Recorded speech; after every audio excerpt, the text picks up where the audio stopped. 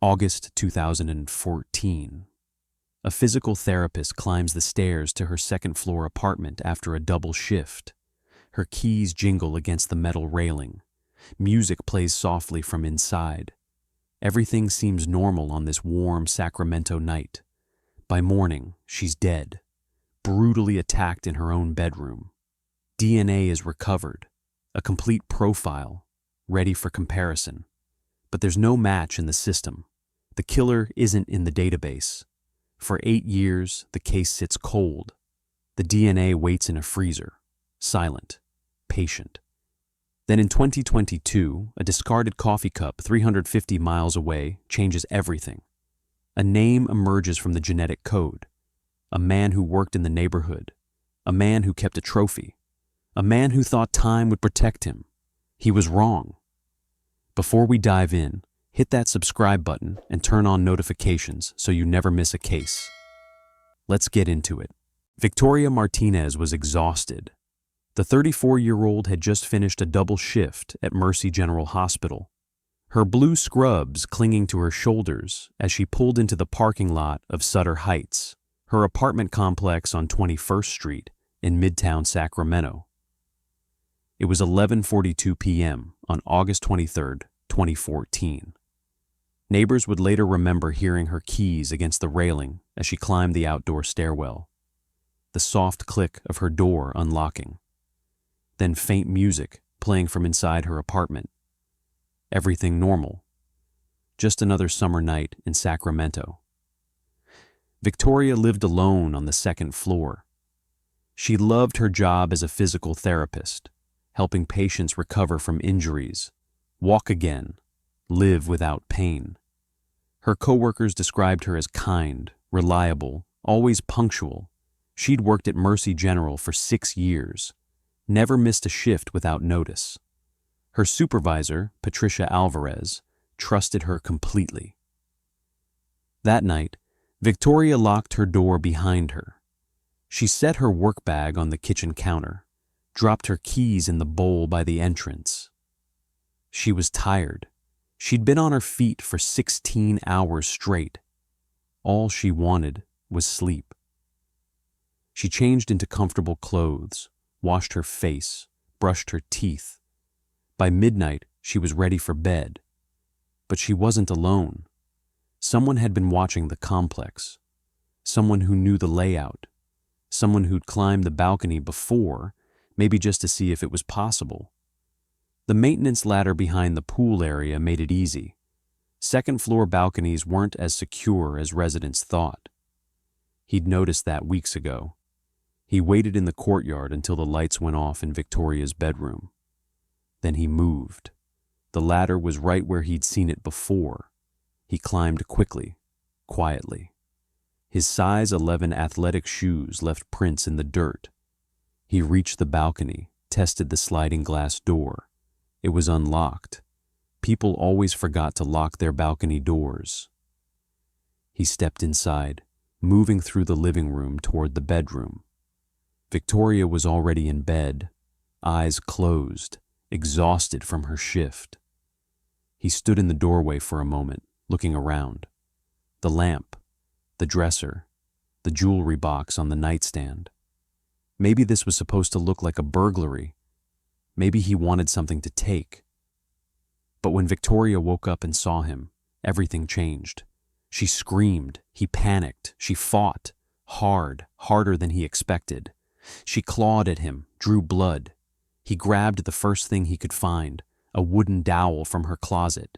He swung, again. Victoria fought until she couldn't anymore. The room showed the violence. The lamp overturned, dresser drawer pulled open, jewelry scattered across the bed, blood pooled beneath her head near the closet. He'd been injured too. Blood drops led from the bedroom toward the balcony. A partial bloody handprint smeared on the doorframe. He climbed back down the ladder, disappearing into the August night. By 8:15 the next morning, Victoria's co-workers were worried. She hadn't shown up for her 7 a.m. shift. Patricia Alvarez tried calling 3 times. No answer. By 9:30 a.m., Patricia called Victoria's younger sister, Monica, who lived in Elk Grove. Monica drove straight to Sutter Heights. What she found at 10:18 a.m. would haunt her forever. The apartment door was slightly open. Monica pushed it wider, calling Victoria's name. The living room looked normal. Victoria's work bag sat on the counter, keys in the bowl. But the bedroom told a different story. Victoria lay motionless on the floor near the closet, still wearing her scrubs. Blood everywhere. The sliding glass door to the balcony stood wide open, curtains swaying in the morning breeze. Monica called 911 at 10:21 a.m. Her voice shook as she told the dispatcher what she'd found. Sacramento police arrived within 7 minutes. They immediately recognized the severity: brutal homicide, signs of struggle, possible burglary. By 11 a.m., a full investigation team assembled at Sutter Heights. Detective Alexis Rivera, a 12-year veteran of Sacramento's homicide unit, took command. Rivera was methodical, thorough, never cut corners. She walked the scene carefully: the bloody handprint, the shoe prints on the balcony, the DNA under Victoria's fingernails, the wooden dowel covered in blood and tissue.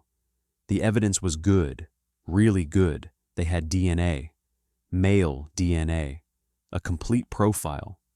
But when they ran it through CODIS, the National Criminal DNA Database, nothing came back. No match.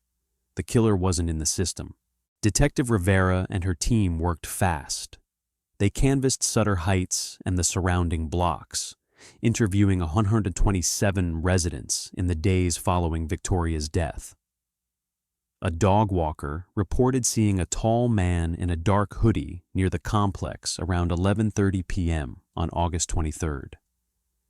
But the description was vague: general height, general build, nothing specific enough to generate a sketch or narrow down suspects.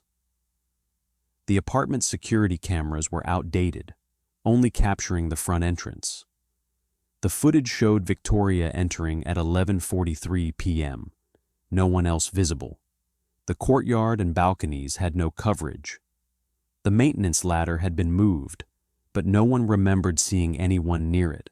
No tire tracks in the parking lot. No witnesses who saw anyone fleeing. It was like he'd appeared and vanished into thin air. Forensics processed everything meticulously. Blood samples from the door frame, carpet, and victim's fingernails. Hair strands found on Victoria's scrub top that didn't match her own. Fibers from what appeared to be a dark jacket or sweatshirt. The wooden dowel covered in blood and tissue. Within 3 days, the crime lab confirmed male DNA on multiple pieces of evidence. The profile was complete, clear, usable. They entered it into CODIS immediately. Still no match. Rivera turned her attention to Victoria's personal life. Maybe this wasn't random. Maybe someone knew her. She interviewed Victoria's family, friends, co-workers. No known threats, no stalkers, no recent conflicts. Victoria kept to herself, worked long hours, occasionally went out with friends in Midtown. She'd recently ended a relationship with a co-worker named Daniel Foster, but it had been amicable. Foster was questioned, provided an alibi, and was cleared through DNA comparison. He wasn't their guy. Rivera checked for similar crimes in the area. There'd been a series of apartment burglaries in Midtown and East Sacramento that summer. The burglar typically targeted first-floor units, took electronics and cash, left no DNA. None had turned violent. This felt different, more personal, more brutal. The second-floor balcony entry required effort, determination. This wasn't some random burglar who saw an opportunity. This person had planned it. The medical examiner estimated Victoria's time of death between midnight and 2 a.m. The shoe prints on the balcony, size 11 men's athletic shoes, were photographed and logged. The blood under Victoria's fingernails suggested she'd scratched her attacker, drawn blood. The partial bloody handprint on the doorframe showed he'd been injured during the struggle. DNA from that handprint confirmed it belonged to the killer, but still, no match in CODIS. By September 2014, Rivera had exhausted immediate leads. The DNA sat in the database, waiting for a match that never came. The case was classified as an open homicide investigation with no active suspects. On September 15th, Victoria's family held a memorial service at Our Lady of Guadalupe Church on T Street. Over 200 people attended. Colleagues from Mercy General, friends from her physical therapy graduate program at Sacramento State, neighbors from Sutter Heights. Monica Martinez stood at the podium, tears streaming down her face, and pleaded for anyone with information to come forward. A tip line was established. Dozens of calls came in. Most were well-meaning but unhelpful. One caller claimed to have seen a suspicious vehicle parked near Sutter Heights that night, but the description was too vague. Another reported a man asking strange questions at a nearby bar, but follow-up found it unrelated. The tips led nowhere. As autumn turned to winter, media coverage faded. The Sacramento Bee ran a follow-up story in November, but with no new developments, public attention drifted.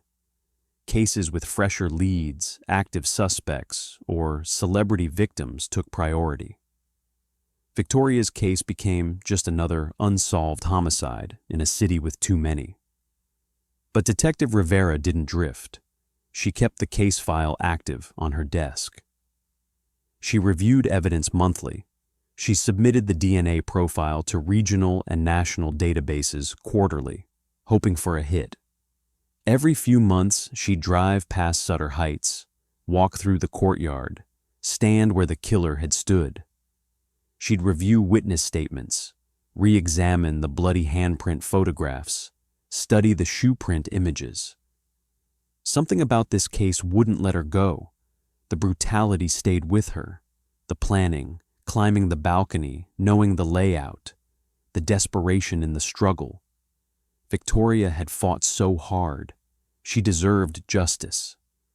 Rivera believed the killer knew the building, knew Victoria lived alone, knew how to get in.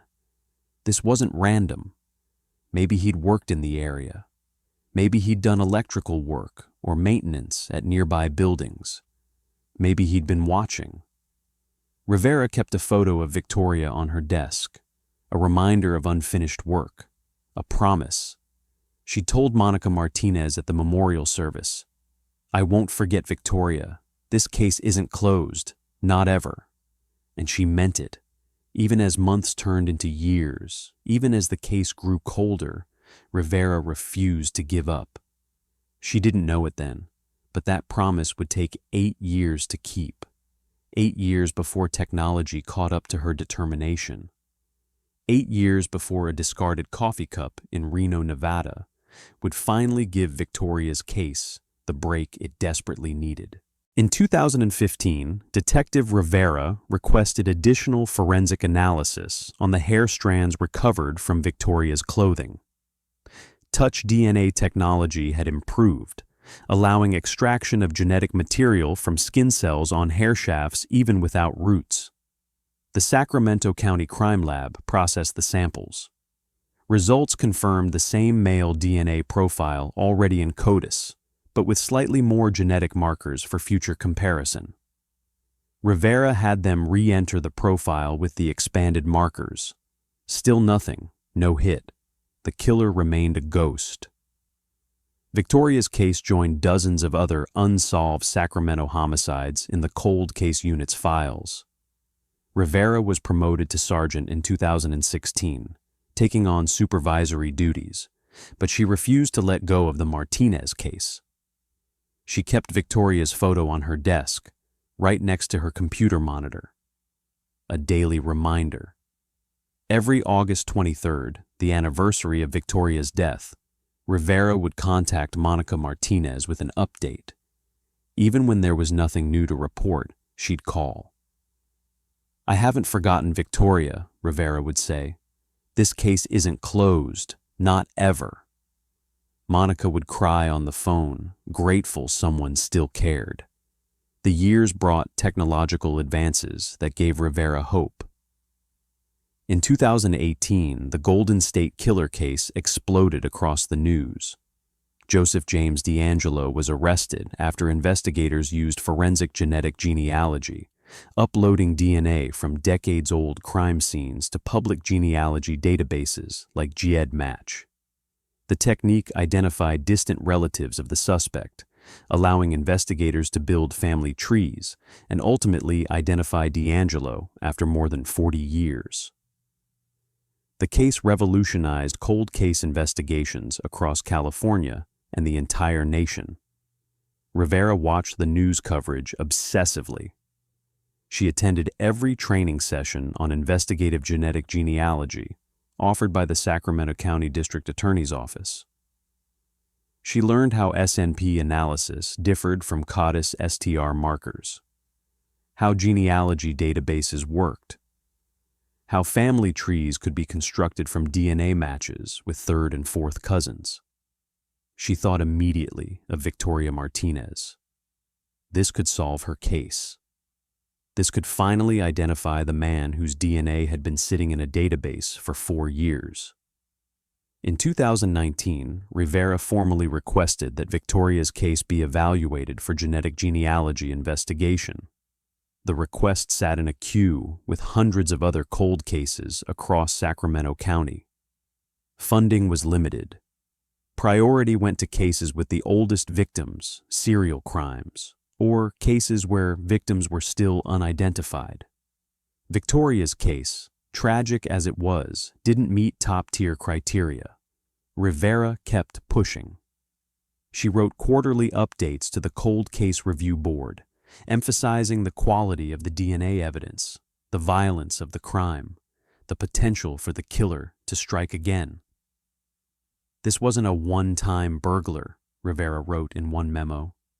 "This was someone capable of extreme violence. He's still out there. We have his DNA. We have the technology to find him. We just need approval and funding." The years continued. In 2020, the pandemic slowed everything. Courts closed, crime labs focused on backlogs, cold case reviews were postponed indefinitely.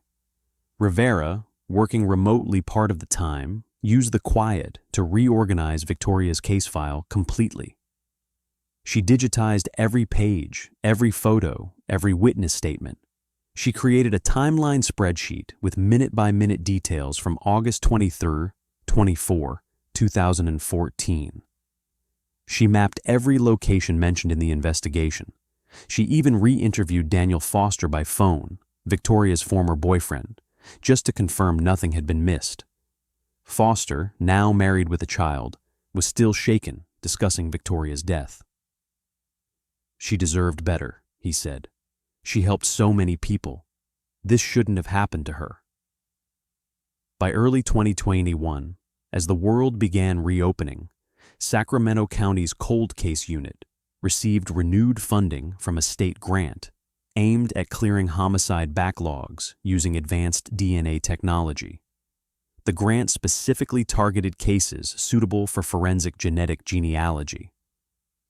Rivera immediately resubmitted Victoria's case with a comprehensive 32-page proposal detailing why it met every criterion: high-quality DNA, violent unsolved homicide, community impact, investigative dead end despite solid evidence, cooperative family willing to participate, evidence properly preserved and available for analysis.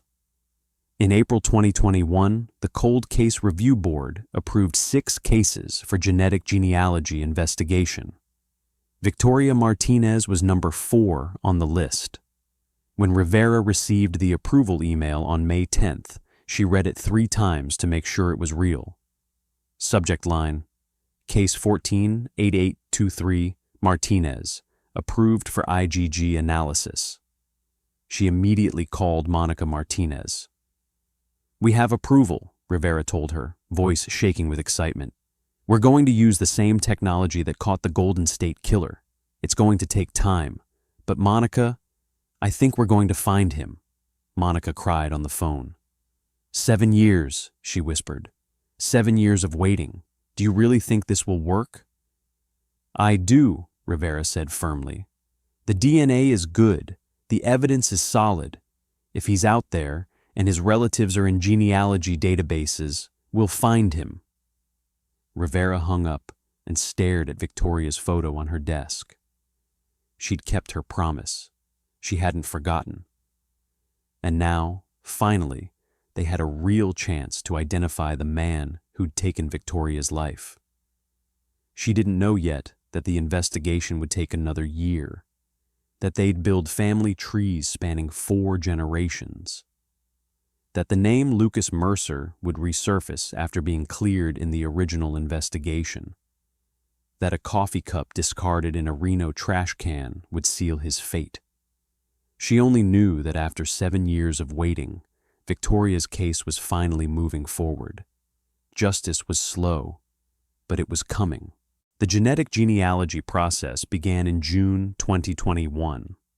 The DNA profile from Victoria's case was sent to a specialized laboratory partnered with Parabon Nanolabs, a company at the forefront of investigative genetic genealogy. The process required converting the CODIS STR markers into SNP markers used by genealogy databases. This conversion used the original DNA samples extracted in 2014 from the bloody handprint and the tissue under Victoria's fingernails. By July 2021, a full SNP profile was ready, containing over 600,000 genetic markers. This profile was uploaded to GEDmatch, a public genealogy database where users upload their DNA results to find relatives and trace ancestry. The first results came back within days.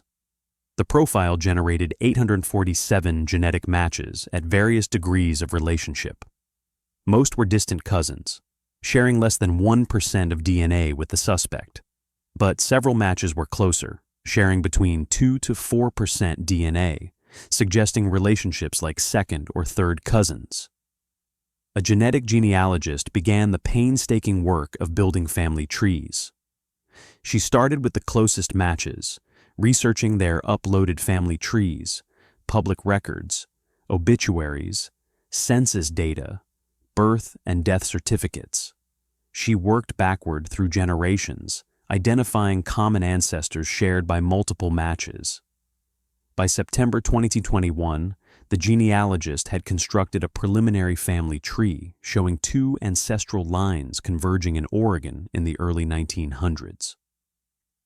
The trees indicated the suspect likely descended from the Donovan family on his paternal side and the Whitmore family on his maternal side. Both families had migrated to California in the 1940s and 1950s.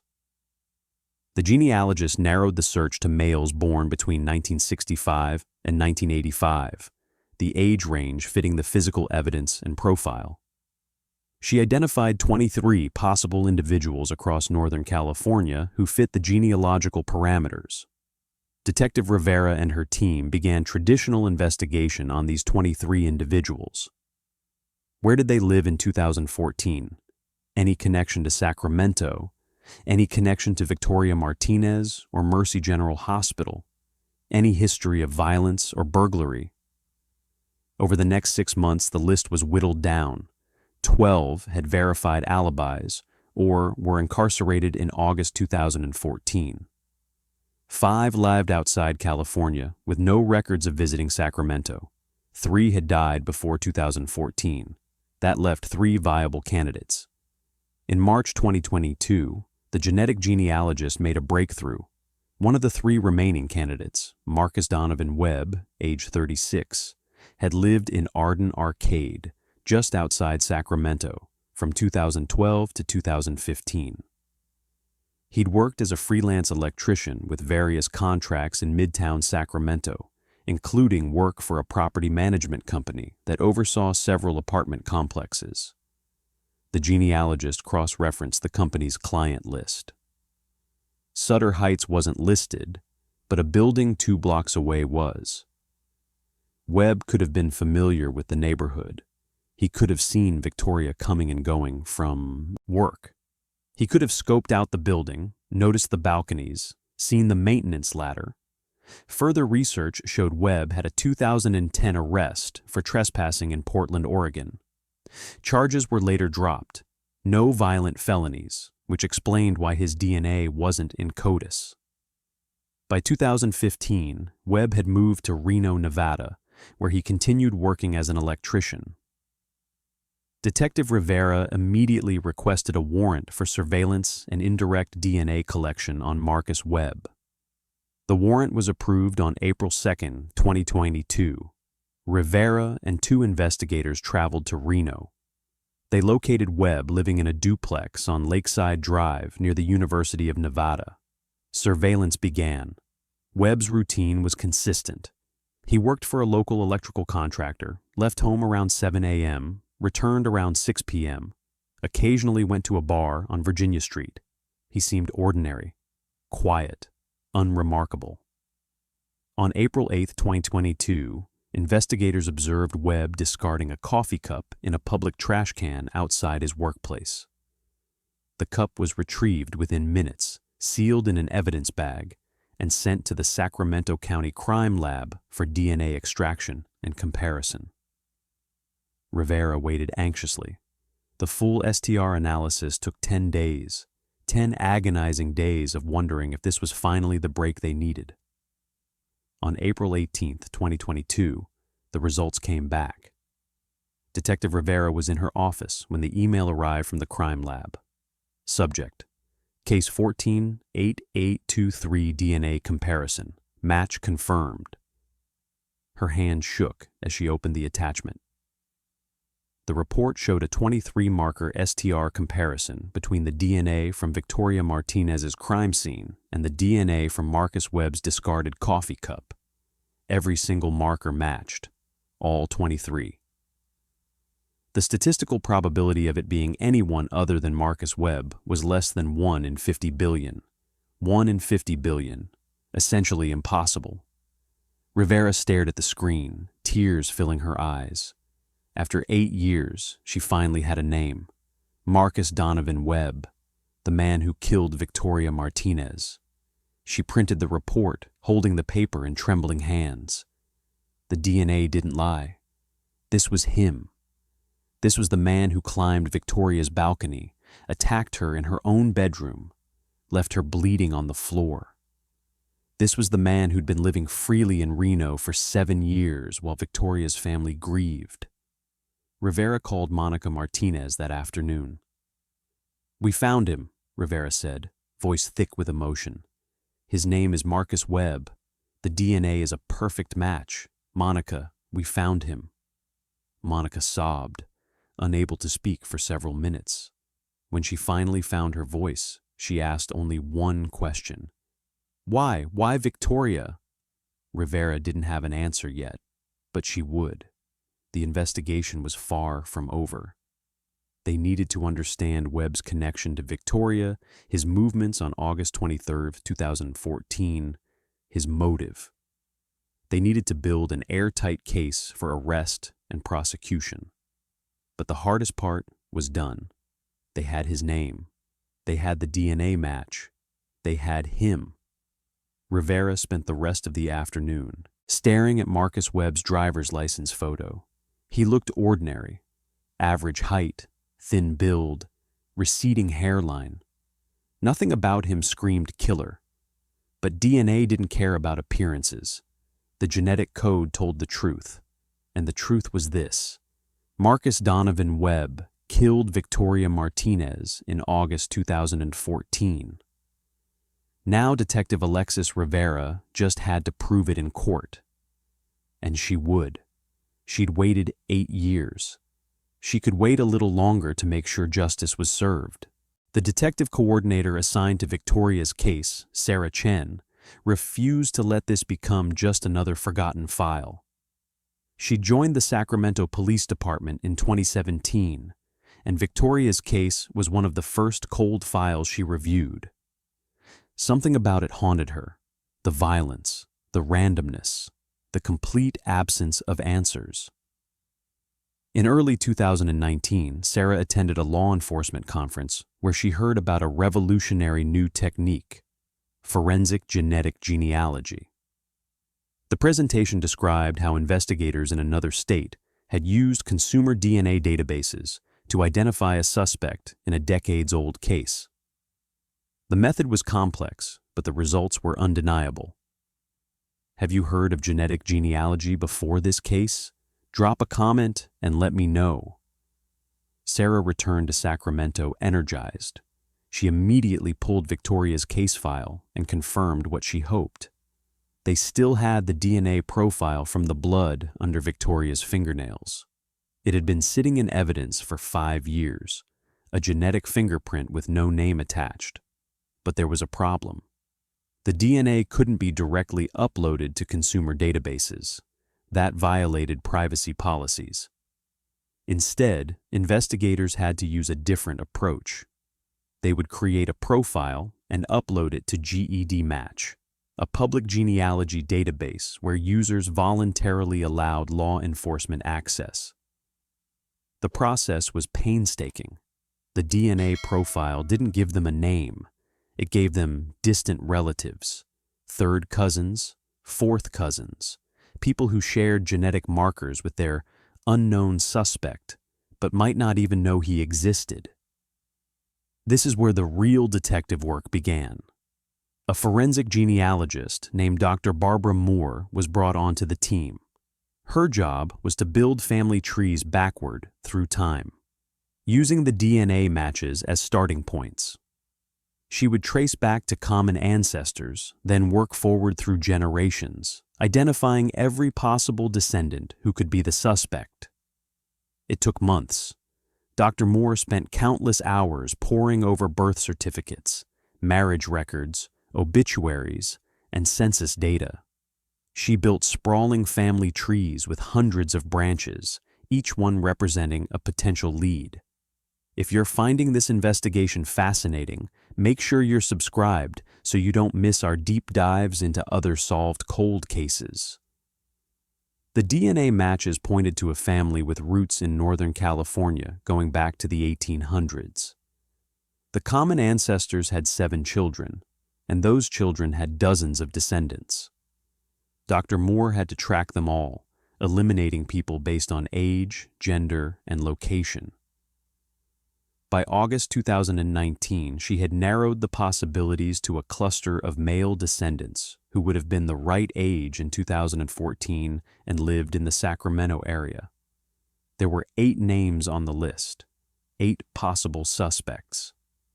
Detective Chen and her team began the delicate process of narrowing that list. They obtained public records, employment histories, and vehicle registrations. They conducted surveillance, noting physical characteristics and daily routines. And then they found him, Marcus Anthony Webb, 42 years old, a construction worker living in Elk Grove, just 15 miles from where Victoria was killed. He matched the approximate age and build described by witnesses who'd seen a man leaving the apartment complex that night. But surveillance wasn't enough. They needed definitive proof, a direct DNA match. In October 2019, detectives began following Marcus Webb, waiting for an opportunity to obtain his DNA without his knowledge, a perfectly legal technique called abandoned DNA collection. They followed him to work sites, to grocery stores, to coffee shops. They waited for him to discard a cup, a straw, a cigarette, anything that might contain his genetic material. The break came on October 23rd. Marcus stopped at a fast food restaurant on his lunch break. Detectives watched through the window as he ordered a burger and a soda. They watched him eat. They watched him throw his trash in the bin outside. The moment he drove away, they retrieved the bag from the trash. Inside was a plastic cup with a straw, perfect for DNA extraction. The lengths investigators go to in order to solve these cases is incredible.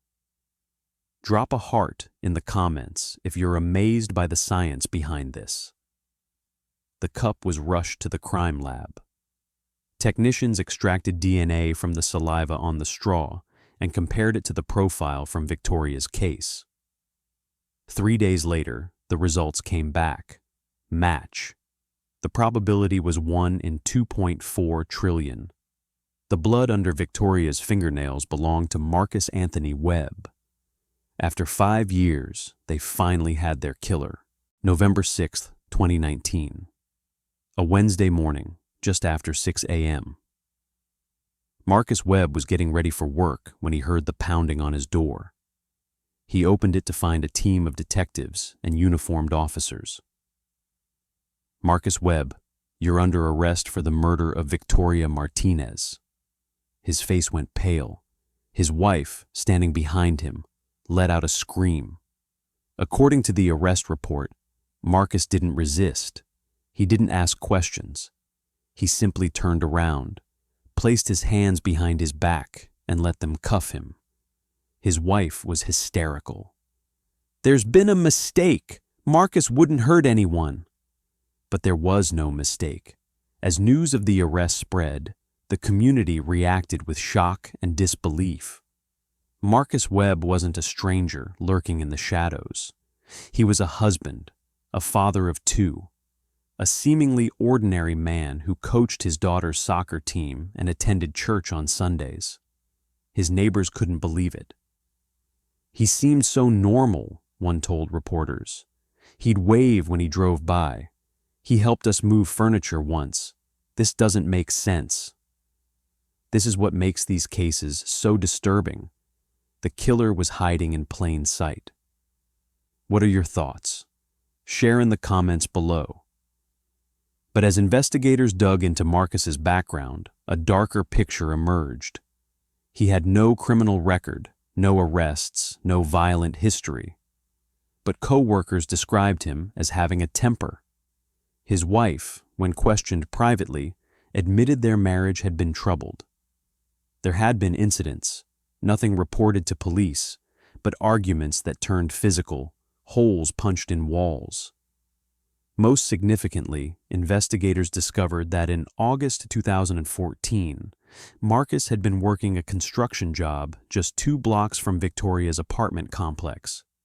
He would have driven past her building every single day. The working theory was this: Marcus had seen Victoria, perhaps at the mailboxes or in the parking lot. He'd become fixated on her. On the night of August 12th, he'd watched, waited for an opportunity. When he saw her light on late at night, he'd made his move. The unlocked patio door had been his entry point. The knife from her own kitchen had been his weapon. And Victoria, brave and fierce until the very end, had fought back hard enough to leave the evidence that would eventually bring him to justice.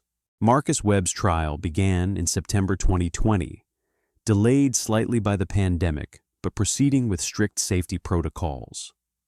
The prosecution's case was built on that single, powerful piece of evidence: the DNA under Victoria's fingernails.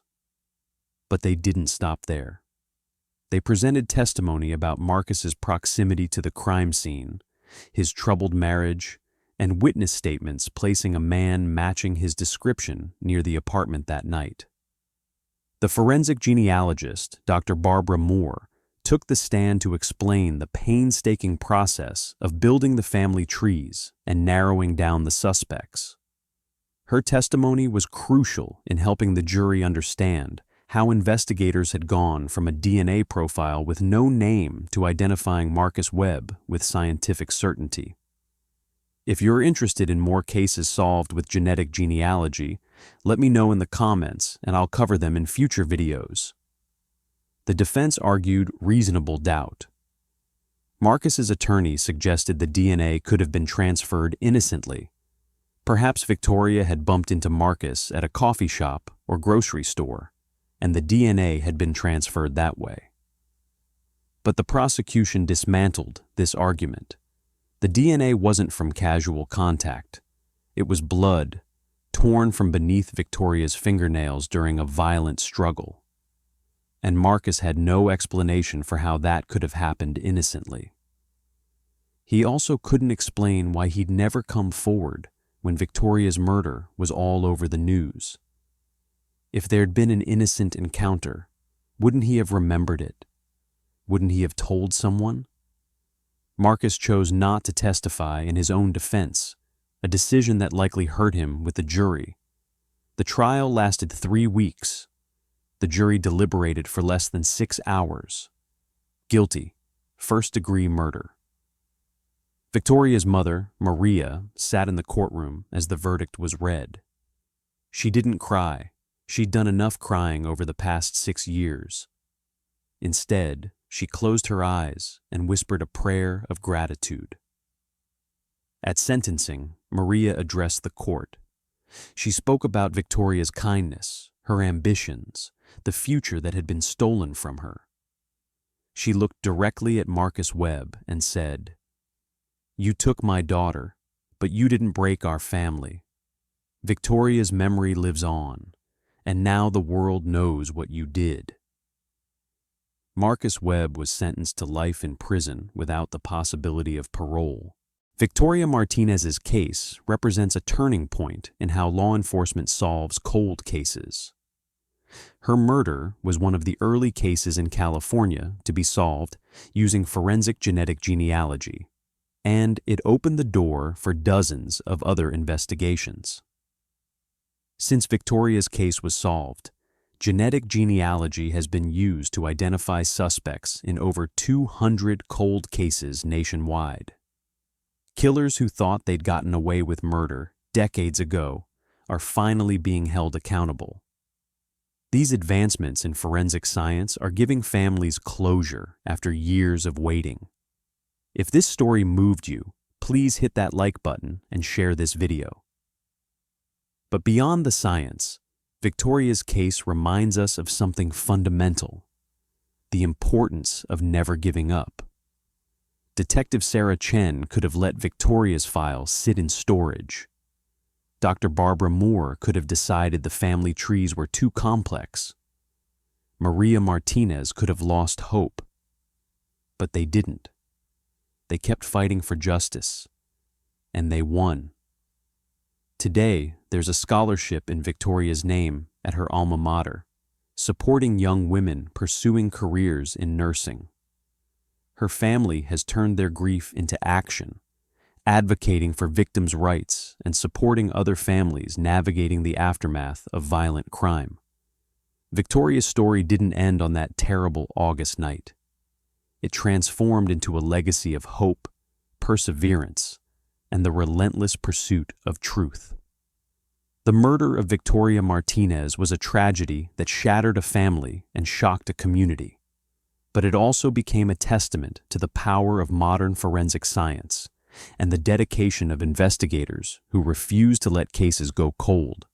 Marcus Webb thought he'd gotten away with murder. For 5 years, he lived his life, while Victoria's family lived with unanswered questions. But DNA doesn't lie, and justice, though delayed, finally arrived. Thank you so much for watching this deep dive into Victoria Martinez's case. If you found this video informative, please subscribe to Cold Case Scenes for more solved mysteries and true crime investigations. Hit that notification bell so you never miss an upload. Share your thoughts in the comments. I read every single one. And if you want to support the channel, check out the link in the description. Until next time, stay curious, stay safe, and remember, the truth always finds a way.